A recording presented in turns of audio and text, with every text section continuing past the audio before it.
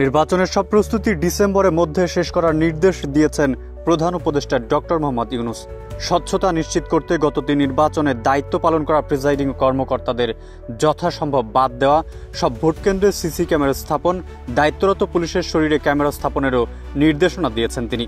এদিকে জাতীয় নাগরিক পার্টির যুগ্ম আহ্বায়ক সামান্তা শারমিন গণমাধ্যমকে বলেন, প্রধান উপদেষ্টা একটি দলের কথায় নির্বাচন দিয়ে চলে যেতে চাইছেন।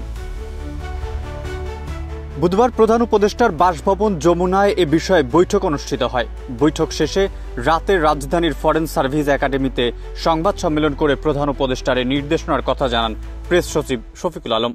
তিনি বলেন, ফেব্রুয়ারি অথবা এপ্রিলে নির্বাচন অনুষ্ঠিত হবে, এজন্য প্রাতিষ্ঠানিক প্রস্তুতি শেষ করতে বলেছেন প্রধান উপদেষ্টা। সংবাদ সম্মেলনে জানানো হয়, আইন শৃঙ্খলা রক্ষায় কঠোর হতে বলেছেন ডক্টর ইউনূস।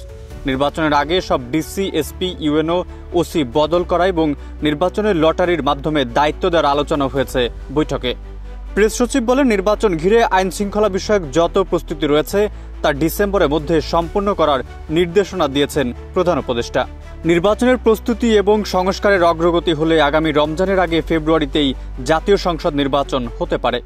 এক্সট্রিম মশার কয়েল প্ল্যান্ট ফাইবার দিয়ে তৈরি, তাই সহজে ভাঙে না, সুগন্ধিযুক্ত ও নিরবিচ্ছিন্নভাবে জ্বলে। ডেঙ্গু, চিকুনগুনিয়া বাহি সহ যে কোনো মশার বিরুদ্ধে দেয় এক্সট্রিম সুরক্ষা। অন্তর্বর্তী সরকারের দায়িত্ব নেওয়ার পর গত 11 মাসে এই প্রথম নির্বাচনের প্রস্তুতি নিয়ে সরাসরি দিক নির্দেশনা এলো। এদিকে নির্বাচনের এমন প্রস্তুতির দিক নির্দেশনাকে ইতিবাচক হিসেবেই দেখছে বিএনপি। অন্যদিকে জামায়াত বলছে, লেভেল প্লেইং ফিল্ড নিশ্চিত করতে হবে। নির্বাচনের আগে সংস্কার এবং বিচারের অগ্রগতির কথাও বলছে দলটি। বিএনপি এবং জামায়াতের পর এই মুহূর্তে মাঠের রাজনীতিতে সবচেয়ে বেশি আলোচিত দল এনসিপি।